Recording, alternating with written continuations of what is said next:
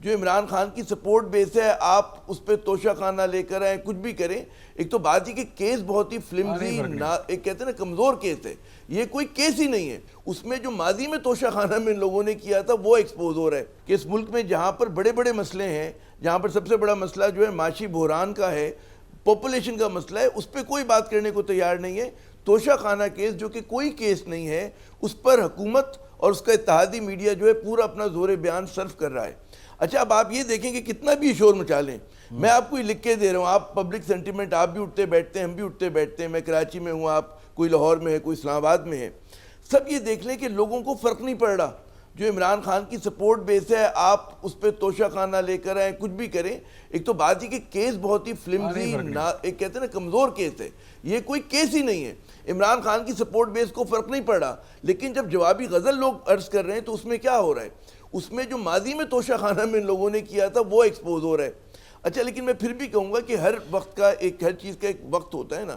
تو آج وقت ہے کہ اس طرح کے جو ایک کہتے ہیں نا آرٹیفیشل سکینڈلز لے کر سامنے جو حکومت آ رہی ہے، اس کی ضرورت نہیں تھی. ضرورت اس بات کی تھی کہ اگر یہ حکومت ذرا بھی سنجیدہ ہے اپنی پرفارمنس کے حوالے سے تو معیشت پہ توجہ دے. کیونکہ یہ لوگ معیشت پہ پرفارم نہیں کر پا رہے، اور اسحاق ڈار جو بڑے دعوے کر کے چلے تھے، وہ کل تک مفرور ملزم تھے.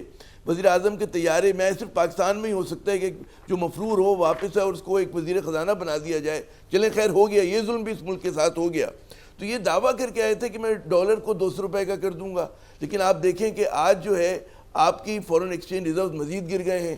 آپ یہ دیکھ رہے ہیں کہ روپیہ مزید کمزور ہو رہا ہے.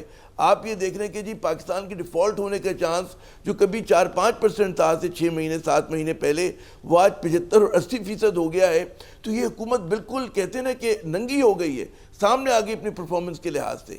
پھر آپ دیکھیں، پھر لا اینڈ آرڈر کا آپ چیلنج دیکھیں کہ یہاں پر دہشت گردی کے واقعات بڑھ رہے ہیں، اس پہ کوئی پرسان حال نہیں ہے. تو ہر چیز جو کہ پاکستان میں اسٹیبلٹی کا ہلکا سا بھی کوئی شائبہ تھا وہ کم سے کم ہوتا جا رہا ہے. اور اسی کو ڈسٹریکٹ کرنے کے لیے کبھی توشہ خانہ آئے گا، کبھی کوئی اور مطلب ہے اسکینڈل آئے گا. لیکن میں پھر کہوں گا کہ عوام جو ہے بڑی انفارمڈ ہے، اور جو مین اسٹریم میڈیا یا اتحادی میڈیا سمجھتا ہے حکومت کا کہ وہ لوگوں کو جو ہے وہ ڈائیورٹ کر دیں گے، نہیں کر سکیں گے.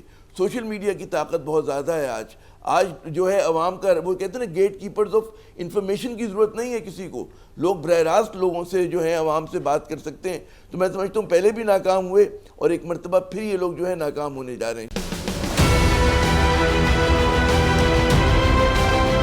بول نے ہمیشہ حق و صداقت کا ساتھ دیا، سچ کے ساتھ کھڑا رہا.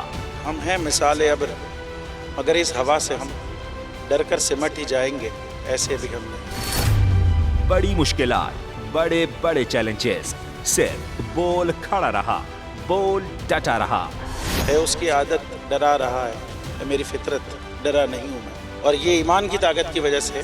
صحافت پر جب بھی کڑا وقت آیا، صرف بول کھڑا رہا، آواز اٹھاتا رہا حقیقی صحافت کے لیے. انشاءاللہ اللہ بہتر کرے گا، حق باطل پہ غالب آ کے رہے گا. بول کو ہے ضرورت عوام کے دعاؤں کی. بات ہوگا جے بار آئی لو بول، بول کو ویلکم کہتا ہوں. آزادی مارچ کے لیے میں بول کو میں داد دینا چاہتا ہوں. بہت اچھی کوریج کی ہے یہ مارچ کی، تو زبردست کوریج کی. بول کی پرابلی سب سے بیسٹ. اظہار آزادی کے لیے، پاکستان کے لیے، پاکستانی عوام کے لیے.